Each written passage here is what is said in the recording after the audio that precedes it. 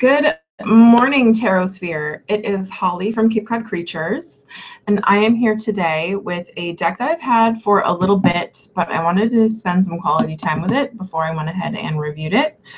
So we are doing a first impressions, well, not first impressions, but yeah, kind of first, because I haven't actually worked with it yet. I've just been reviewing the material. A first impressions review of the Shadows Tarot. And it's the deluxe edition. So I'm actually very excited to start talking about this. This deck, good morning, Brenda, how are you? This deck will not be for everybody. It does it takes quite a bit from Christian mythology and theology. It goes a little bit into demonology. So I'm kind of a nerd for it. I love that stuff. You know, I'm not going to be summoning any demons anytime soon, but I love reading all about hi, Carrie, how are you? I love reading all about the lore. And you know, I like reading good stories, that's all. And every good story has a good bad guy. So anyway, this deck kind of works with those energies. I know the box is super shiny. Everything about this deck is like super shiny. If you're like looking at it on a sunny day, you kind of need sunglasses. So anyway, they call it a tarot. I am more inclined to say it's more of an oracle deck than it is a tarot. There's 78 cards. Some of the cards definitely do mirror the traditional Arcana. But some don't. Some go a little left field, which is fine. So I'm going to say it's more of an oracle deck than it is a tarot. It does seem to have some kind of a system. It says it's split up into suits, but I haven't seen any evidence of that yet. What I will say I will be doing is I will definitely be doing a study group, I think, of this. I'll take it in chunks of 5 cards at a time until we make it through the whole deck. I'll make like little mini videos because there is so much information in this deck. That's one of the things that I love about it. If you are really into lore, the book that comes with it, this is the book. When you get the deck, it comes in this box. Oh, and I should say it is a very pricey set. They do have a like the regular one, the not deluxe edition, but I saw the deluxe edition and went, ooh, shiny, I need it. And they offered me a discount in exchange for a fair review, so that way I could afford the deck. So that was very nice of them to do. I just want to go ahead and thank the fine folks with Shadows Tarot for actually doing that for me. And I wanted to be upfront. The deck it retails for $150 for the deluxe set, but I think you can get the regular one for like $75. And it comes all the way from, I think it's Cyprus. There's some good decks coming out of Cyprus lately. I don't know what that's about, but keep it up. So anyway, I'm just going to take a quick sip of coffee. Oh, God, coffee is so good. Okay, so the book, this is probably like the best thing that I like about the deck. All right, so I'm sorry, I get ahead of myself. So it comes in this box, which does not have the cutty-outy holes. If they were to do it again, I would recommend the little cutty-outy holes so you can like lift it off easily. But it comes right off. One of the things that I do like the gilding on the set. Like, it looks very nice on the shelf, but it's kind of like the stainless steel refrigerators of book sets. And it's like super hard to keep clean. Like, that's like, then my fingerprints and stuff are all over it. Like, totally worth it, but it's definitely like the stainless steel refrigerators of sets. This is the inside of the box. It's got a little cradle insert for the deck, which I will show you guys in a minute. And then the book just sits right on top, which is really nice. It's not like the most sturdy box I've ever run across, but it will definitely protect your cards. And it's not going to fall apart anytime soon. And the inside of the box is finished. And you guys all know that that is like one of my biggest pet peeves, is an unfinished inside of the box. for whatever reason. Okay, so that is the box. And on the back, it goes into a little bit about the deck on the back. All right, and then the book is super awesome. The book is also gilded. Like everything about this deck involves silver, which if you like silver, it's one of my favorite metals. Fantastic for you.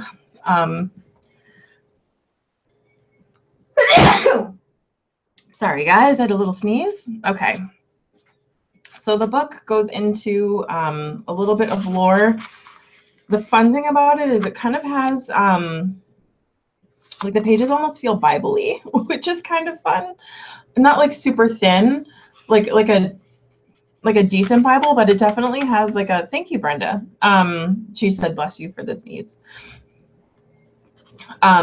Where it says like, I don't know, it feels like Bible-y, which I think for a deck based in Christian theology and mythology is really fun. Hi, Ivan, how are you? We're going over Shadows Tarot. And then the thing that I also enjoy about this book, and it's such a small little thing, the book is also, like I said, it's super silver, you guys. It comes with its own bookmark, which is fantastic because I am a late night reader and I have a book because I've been too lazy to get out of bed. So I love that it has that.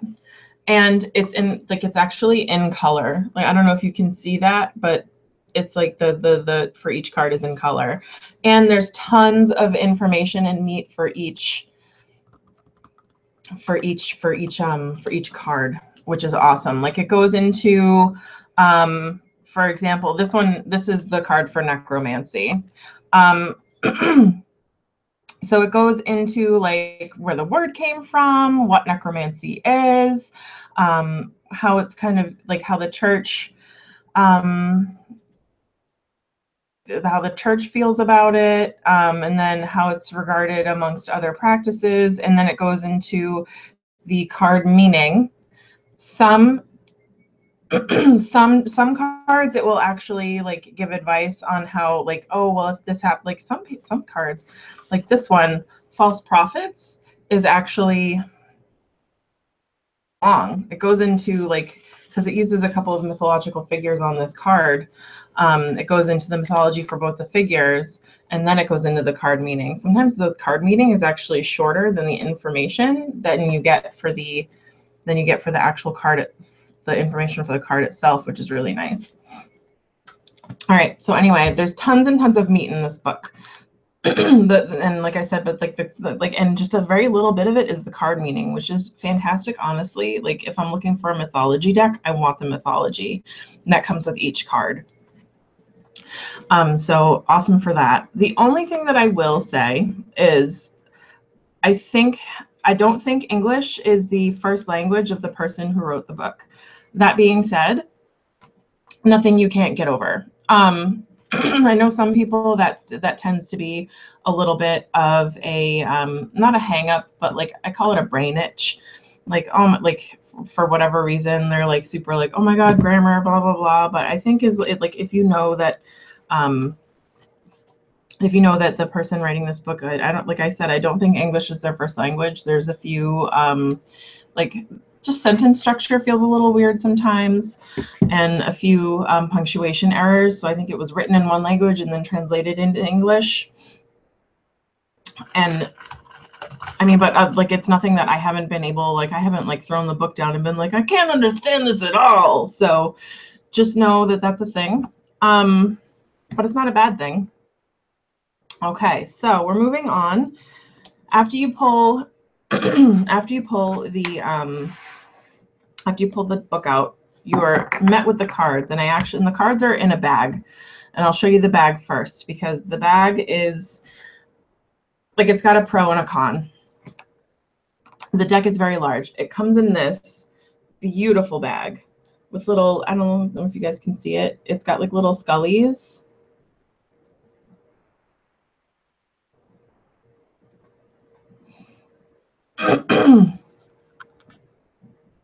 So I don't, like it's a really beautiful, it's like a micro striped velvet on the outside, which is really nice. And it's got the sigil from the book like embroidered in. The inside of the bag, though, is not finished, which makes me a little sad. It's just raw, and I'll show you, and I'll tell you why in a second. It's raw. It's raw. Like it's like I said, it's raw. It's there's no liner. Which is really, it's a very sturdily made bag. This bag is gonna, like, it's gonna last you for life. It's actually been made, I don't know if you guys can see, but if you sew, that is like a panel of fabric. So it's been sewn into a rectangle. Like, it's meant to hold the deck, which is why I am sad to report, while you can get the deck in there, it's a very tight squeeze. And it's really hard to get the deck out, like to just pull the deck out as one thing. You have to pull out like little sections of cards at a time. And it might be a little hard to see. This is the deck. It's a very large deck. It might be hard to see, but the raw edges of the bag are actually stripping the silver gilding, which, like, no, like this deck is about, like, it's edged in, like, I love my silver deck. Like, don't. So the bag, I don't know, the bag might, oh, here it is. It's probably easier to see on this edge. Yeah. So the bag is amazing. I'm going to have to use it for something else. And maybe figure out something else to keep this deck in, which is really, like I said, it's a very tight squeeze. I'll happily show you guys right now. So, like, I can't even, I feel like at the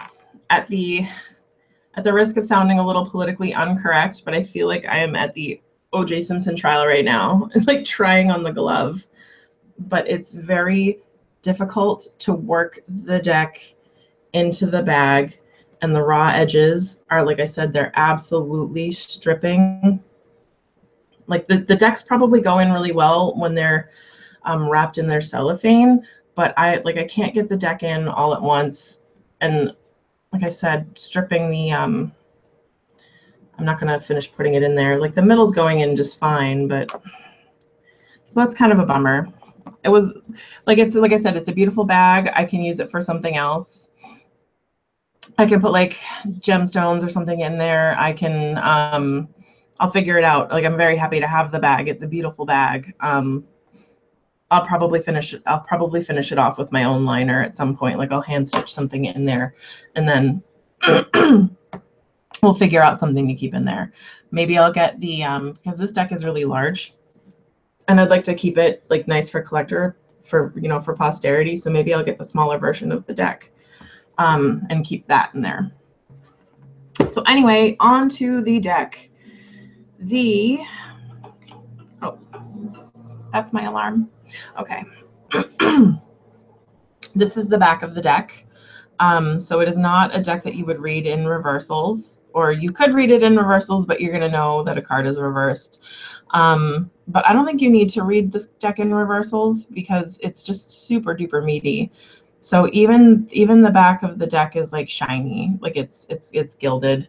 The edges are gilded, and the borders on each card are gilded, which is really, this is just the title card. But if you love gilding, this deck is definitely for you. Personally, I love the silver look. I'm not sure how easy it's going to be to photograph yet. So you get the title card. You get astrological correspondences. Like, look at all this meaty information. This wasn't even included in, like, this isn't even in the book. This is just astrological correspondences for cups, pentacles, wands, and swords, which, if you're into astrology, something I haven't quite delved into yet because my brain is so full of everything. As I continue to learn tarot, as I continue upon my esoteric path, as I, you know, memorize the ingredients of dog biscuits, like, I just cannot fit anything else in my brain. So I haven't really Aside from little bits and pieces that I've picked up along the way, I haven't really delved into astrology, but it's got all these correspondences. It's got card, time of action, which is some sort of coordinate, ruling planet, and the year. So I think that's Chinese. Yep, that's Chinese zodiac.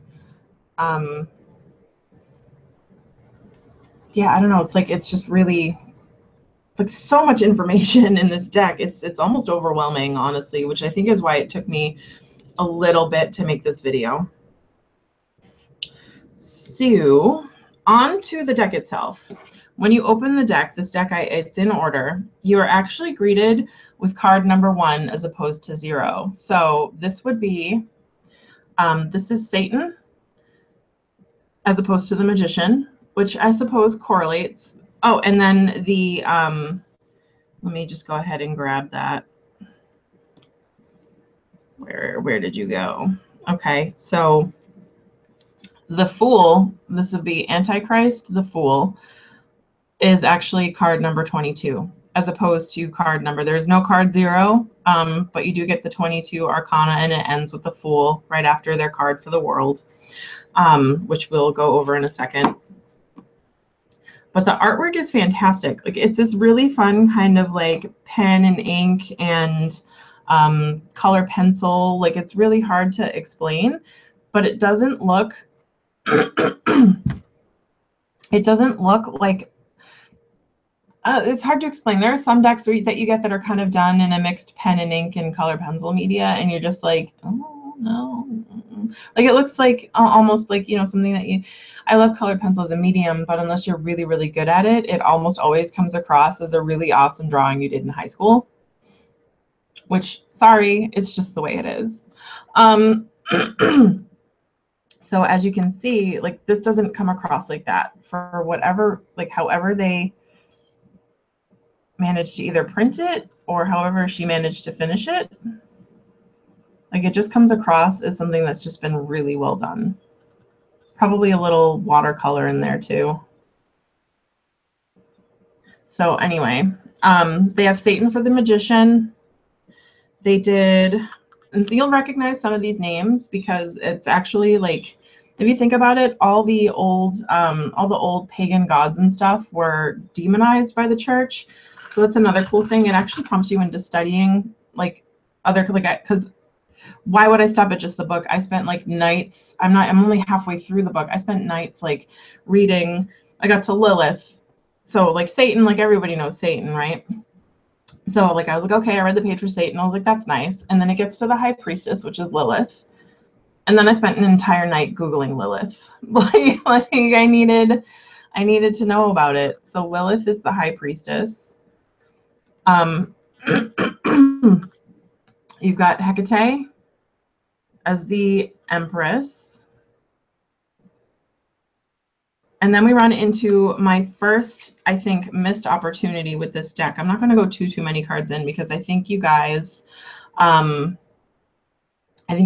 of understand, like, you're going to get an impression for the deck as we move through it. But my first missed opportunity in this deck would be the Satan and Lucifer cards. Lucifer for the Emperor, if memory serves. So you've got Satan as the Magician, and then you've got Lucifer. And Lucifer would be Satan's pre-angelic form. So basically, Lucifer was flying around heaven, telling God how great he was for letting him fly around heaven, telling him how great he was, which is actually a line from a book called I, Lucifer, and you should read it. It's a really good book. But Lucifer is the pre-fall form of Satan. And Lucifer was like the most beautiful of all the angels. And I think if you were going to represent Lucifer, you should probably have him be a little prettier, because you can get a different lesson from that. Like, Lucifer was the light bringer. He was favored. He was, you know, he didn't quite hate people yet. I mean, like, I think that probably they could have drawn like the angelic form of Satan / Lucifer, and then they could have had Satan like in the fall, like pre-fall, post-fall, which is kind of what the description does. But I mean, the artwork is still fantastic. Like, he's got his torch. When you read the book, it tells you that he's the light bringer. So that is something, that is some information. Like, you do get, like, it's not like you don't get that information from the, but I think like visually it would have been better if they had done him like all angelic. Not that the art isn't beautiful. Okay. So you've got Ahriman for the Hierophant. You've got Lord of the Covenant. You've got Beelzebub and Astaroth. Most people don't know that Beelzebub is not Satan. So that's something that you actually learn in here. And then this was another card that I spent nights Googling. Vulgar magic. Apparently, vulgar doesn't always mean gross or lewd per se. It's another word for of the people, which I thought was kind of really cool to learn. I mean, not that it's used that way anymore. The word has definitely changed over the years. Vulgar magic means magic that's used, you know, for practical, on the plane, tangible, like a love spell would be vulgar magic. A spell to bring in money would be vulgar magic. You know, a spell to, you know, come in contact with your divine life purpose would not be vulgar magic. So it's really like the stuff that would use like a talisman, for example, like if you're bringing in a mandrake root and a candle and you're just like, I hope Jimmy takes me to prom, like that's vulgar magic. It's magic of the people. It involves the concerns of the people. And like the day-to-day stuff, like the, you know, I wish gnomes would wash, like, you know, like doing a spell to make gnomes do your laundry would be vulgar magic. Less high priesty stuff, more like everyday people stuff. So apparently like that was something that I did not know, and I learned it, and it took me a long time to Google because apparently like I actually wound up having to Google the root meanings for, like, it touches upon it a little bit in the book, and then I was just like, well, let me Google this and confirm it. Healthier, probably not vulgar magic. I feel like that is like higher purpose magic. To make someone sick, that would probably be vulgar magic. But yeah, I spent like nights Googling what vulgar magic would be, and I came across a lot of heavy metal bands, not gonna lie.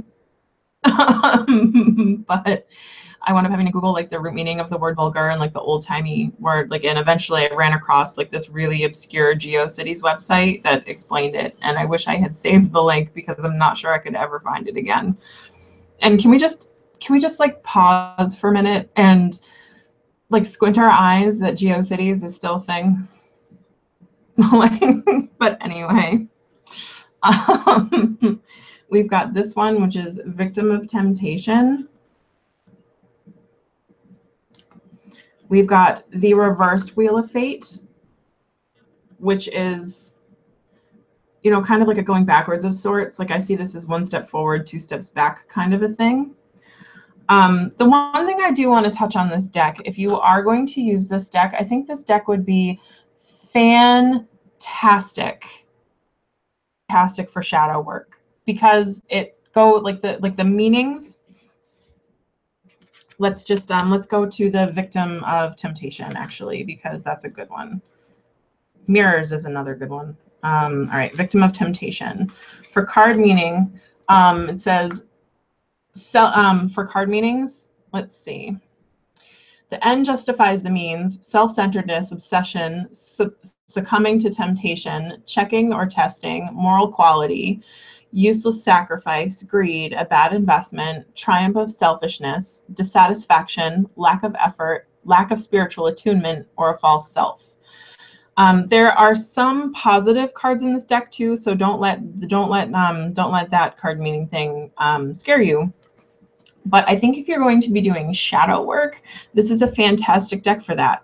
This is definitely not like a light and love and everything is positive deck. This is like a real nitty gritty. Like if you're really interested in learning what you need to work on, and you're willing to do that by like ripping off that proverbial Band-Aid and just like getting your hands in and getting dirty, this is a fantastic deck for that. It's not definitely, I'm not going to say it's not a deck for the faint of heart, but I mean, if you are, you know, a big Hay House fan and you like your decks light and fluffy and amazing and posi traction all the time, probably not a deck for you. Right, so then we've got the Necromancy card, which I think is really fun. Like the artwork is just so beautiful. Can we take a minute to appreciate that? If I can get my camera to focus. There we go. I mean, just a few colors. Like you've got people digging up a grave, and you've got some dead cats and a goat. And you've got like what looks like some monks or some priests or a shaman or something. And I mean, just the artwork is just very, I don't know, it's just in there. So you've got the exorcism card. And I think now would be a good time to tell you that the deck does have a little bit of nudity, nothing tasteless. Come on, get in there. So you learn a little bit about exorcism there. The Witch's Sabbath. So I will say that this does have kind of not like a bad, not like a bad view of Wicca or witchcraft or paganism, but it definitely does have a Christian slant. So when we get to a card like the Witch's Sabbath, which is card number 13. All right, that's number 12 is exorcism. I mean, clearly, I mean, it's a deck about, you know, it's a deck about, you know, Christian lore. So you get to something like the Witch's Sabbath. And it's coven, gala nights of witches and other devil worshippers engaging in sacrifices, feast dances, and shameless orgies. The typical coven emerged only after the appearance of Christianity, when the old gods were viewed by the church as devil worshippers. Pagan festivities and rites are persecuted by the church as serving the devil. Mountains, the favorite places of pagan sacrifices and mansions of the gods, have become common areas for the coven. Sorry, I'm turning the page. At least I don't lick my finger and then turn the page. That drives me crazy. So the medieval Catholic Church considered all these folk traditions to be overzealous, aggressively seeking out members for their legendary gatherings. For that, the church committed them to the most severe punishment. For example, in 1459, several people were burned by a slander of a woman who, under torture before the Inquisitor Broussard, confessed that they flocked to the coven on sticks greased with blood of frogs and had fattened with consecrated phosphora. And it just goes on and on to describe what a witch's Sabbath would be. But it's definitely from like an old-timey Christian point of view. It's not like a really this is what we do, and it doesn't really correct it at any point, which I think does a little bit of disservice. But that being said, it's not I don't think it's necessarily a horrible thing. I mean, if you're using tarot, chances are you have run across the esoteric and paganism and Wicca and witchcraft and eclectic witchcraft and you know, root work and hoodoo and voodoo and all that kind of stuff. You've run across it before, and you know it's no big scary thing. So I feel like that's probably, and I loathe to use the word, but it's probably a trigger for some people when you're using this deck. That this deck is supposed to be coming from a Christian, like definitely like a Christian or a Catholic kind of a slant, and just kind of, you know, you take the good with the bad where this deck is concerned. Doesn't bother me one bit, because I know that that's not the truth, and it's kind of, but it's kind of like, sorry, like Inquisitions happened, and I honestly find the psychology of them fascinating. So I'm not necessarily sad to have read about Inquisitor Broussard. Anyway, we'll keep going. We'll go all the way up to number, you know what, we'll go all the way through the Arcana. How does that sound? And then I'm going to just go ahead and be like, meh. All right, so then we have mirrors. And the thing for mirrors is fascinating, actually. You should definitely read that one if you get this deck. And then you've got with Asmodeus, another demon. You've got the embodiment of evil, the Star of Lucifer. This is one that I have I put a pin in it. I would like to research the Star of Lucifer more, but you've got some definite Adam and Eve imagery. You've got a star in the sky. I would like to end the Star of Lucifer, who's the light bringer. It was supposed to be the brightest star in the sky, is, if I remember my mythology correctly. He was favored amongst, he was God's favorite, like his BFF. Let's see. So we've got reflected light, which is, I think, supposed to be for the moon card, if memory serves. The embodiment of evil. Ivan just said, tag yourself up for the deck, and Ivan goes, I am the embodiment of evil for deck lust enabling. It's true, Ivan. I bought more decks because you posted them than I care to admit. So we've got reflected light. We've got grace, which I absolutely love. This is a wonderful card. And this is one of, like, again, the not so scary cards. Grace being, the thing that makes us us for whatever reason. It's almost akin to soul, but not really. It's kind of difficult to explain, and we'll go over it when I start doing the study group, because I'm going to do a study group with this deck. You've got Last Judgment instead of Judgment. This would be Judgment is the rebirth. You've got the not so scary, the regular Judgment is like, oh, it's a rebirth and a renewal, and it's a second coming, and like a chance to remake yourself in a positive and gentle way. This is Last Judgment in a, you're going to go before that alligator guy and weigh your heart against a ostrich feather and hope you don't get eaten, kind of a thing. This is a more scary Judgment card. This is are you going to heaven or hell kind of a thing. This is you really need to weigh what's going on in your life kind of a deal. And then you've got Black Mass. This would be their world card. I don't quite understand why they made Black Mass the world card. You do get a little information about Anton LaVey, if memory serves, in the book, and a little bit about what's involved in a Black Mass, but it's definitely, it almost reads like it's coming from the Church of Satan kind of a thing. They don't just kind of they definitely describe a Black Mass, but you can tell it's, I don't know that that's really what a Black Mass is, and I would love to read more about Black Mass before Anton LaVey hit the scene and was ridiculous all over the place.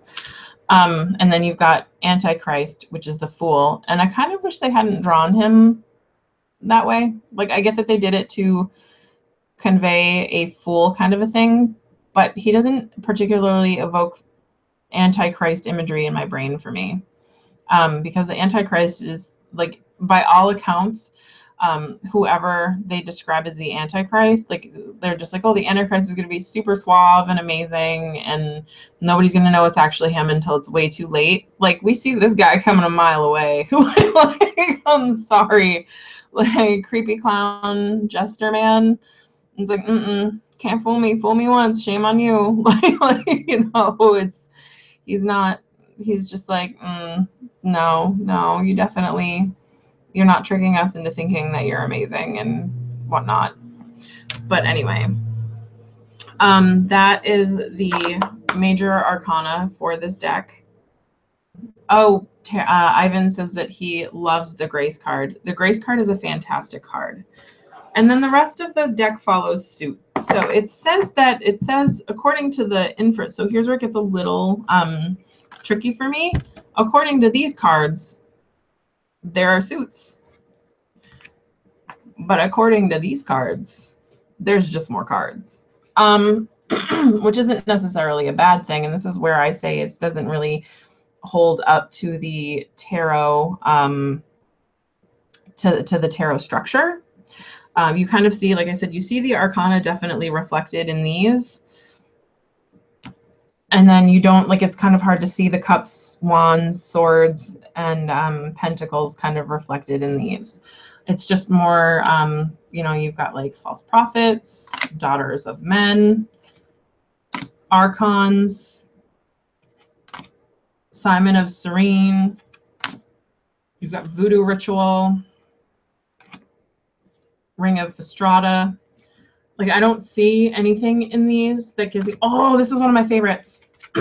Archimedes mirror, which is fantastic. If you guys don't know what an Archimedes mirror is, it's like the first death ray ever conceived that might have possibly worked. It was a mirror, it was an array of mirrors that could be set up on a cliffside over, like, yeah, it was it's like, it's a fucking death ray. Like, it's an ancient death ray. Like, they actually had one. They took like pieces of brass or gold or whatever. They polished them so much, and then they refracted the light off of this array of mirrors, and then they would aim it at ships and set the ships on fire. Like, it was amazing. I cannot believe that. Oh, God, I love that there was an ancient death ray. Like, you have no idea how much I love that exists. Like, I am in my nerdy glory so much when it comes to the Archimedes death ray. But anyway, oh, here's a thing: protection from evil spirits, sorcerer's protection, sorcery tools, the four winds. I mean, it's not all scary. There are some decent cards in this deck. It's not all like scary and devil and like, ooh, demon's gonna get you. There actually are some big biblical figures. Like, here's Job, which I always read as Job first. Bye, Carrie. Have a good one. So yeah, I would say, aside from a few minor complaints about like stuff that, like, I mean, it's not anything that's going to keep me from loving this deck. Aside from a few very minor complaints, I would say that this deck is totally worth the money. You know, considering it's an indie publishing, and it's got just such a wealth of information, the quality of everything that comes with the set. It's the only, like I said, the only sad thing is the deck doesn't go in the bag. Well, it does, but it wipes the gilding off the sides, which is really sad face. But aside from that, really awesome deck. If you can't do the Mega Deluxe set, there is a regular set, and if memory serves, it does come with this book. I think it comes with the shiny version of the book too. So if you're really just after the cards in the book, excellent, definitely do that one. But yeah, I love it. I cannot wait to work with this deck, because I love me some shadow work. I love me some decks that tell it like it is, and I just have a feeling that this is going to be that way. So anyway, oh my goodness, it's 10:05. Okay, so I am going to wrap it up now, you guys. We won't be doing a pull from this deck yet, because I'm not done. I don't want to like take it out of order yet. I'm not done working my way through it. But we will do a pull from The Secret Language of Animals. I actually haven't used this. Is one of the first Oracle decks I ever bought, and I haven't really used it in a very long time, because that's the downside of deck collecting, is you have a bunch of decks that you absolutely love, and for whatever reason you don't always get to them, which is really sad. Oh, Brenda's leaving. Bye, Brenda. Okay, so we're gonna do our pull for the day, something a little something something to get us through it. I am actually really excited. I think people are coming to look at the shop either today or tomorrow to buy it, which would be amazing. They're here from the 25th. Actually, they haven't really said what day they were coming yet. They're here between the 23rd through the 28th. I asked my pendulum, and it said they'd be coming on Thursday. Actually, if we're gonna put it here for posterity. The pendulum said they'd be coming on Thursday.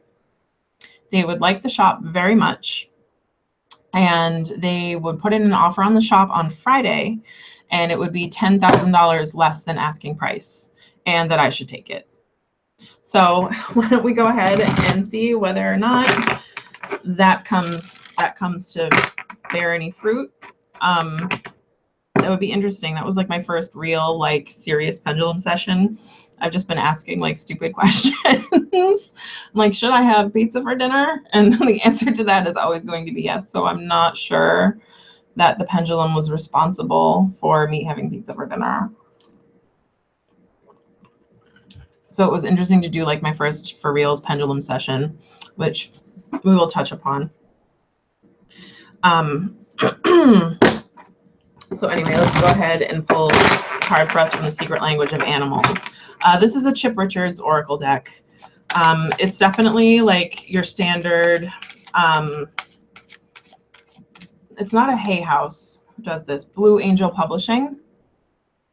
Standard, like, not fluffy per se, but, you know, posy, traction, messages. It's got some really amazing artwork in it. It needs a little bit of use. The cards are still a little sticky. I don't know if I did a review for this one. I think I might have, but like I said, the artwork is absolutely beautiful. It's divided into earth, sea, land, and fire. Does it do fire? I think that if I remember, the parrot is fire. So anywho, let's go ahead and pick a card for us. You know what? I want that little guy right there. Ooh, and we got Giant Panda,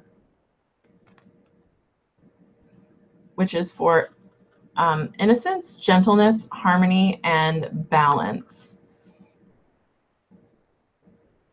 Yeah, okay. I mean, we'll definitely bring some harmony and balance into your day. Maybe approach things with an air of, you know, like innocence and gentleness. Like, that to me says, you know, kind of like not necessarily childlike wonder, but maybe try to remember that, you know, not everything is like, not everybody is out to get you. Maybe check your cynicism and jaded skepticism at the door as you go about your day. Yeah, it's just like both sides are ready for the fighting to be over. From the Silent Mist, special flag is raised, which brings the, yeah, this is for peace and harmony. So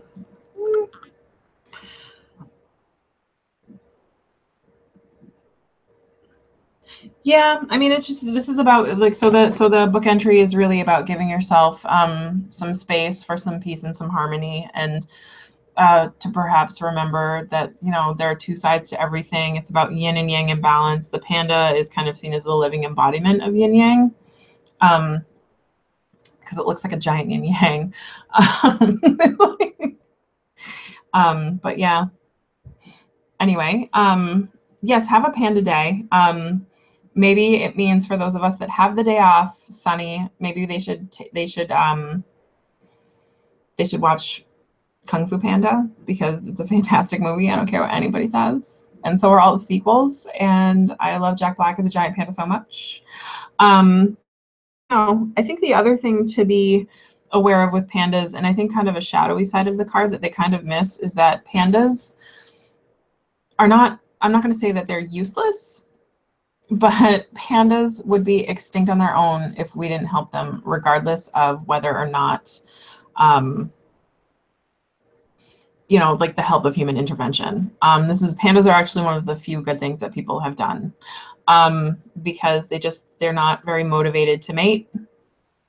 They're not, they just don't really go out and wander and find themselves some boyfriends and girlfriends. and they have a really hard time mating and conceiving and whatnot. So pandas would actually be extinct on their own if humans hadn't intervened, and it would have happened whether or not humans came on the scene or not. It's the scientific consensus for whether or not pandas would be a thing. So I think it's to remember, like, I think this card would, you know, like, pandas are awesome. And because people are awesome and, you know, are good and want good in the world generally, we have pandas for a thing. So I think this is kind of like, maybe that touches upon the innocence and the harmony and the gentleness. It's just like to remember that everybody is capable of caring and everybody has a better side. And sometimes sometimes you have to like wade through the muck to see it. But this is just a reminder that not every, like, you know, even the people that you perceive in your life as shitbags, they're not always shitbags. Like they do have a capability for empathy and caring and understanding. And maybe it is up to us to bring that out in them. So that is the deeper meaning of the panda card for me today. Oh, Sonny, you're killing me. I want naps and snacks so much. So much. All right. So that is our card pull for the day. And I think it's really funny that we pulled Fluffy Animal card after looking at a deck full of demonology. So I will sign off for now. I'm going to set up, for those that have this deck, I'm looking at you, Ivan. If you don't have it now, you will be having it. I will set up a time to figure out a study group for it. Hopefully, I'm thinking by the fall, I'll be able to have that time to do it.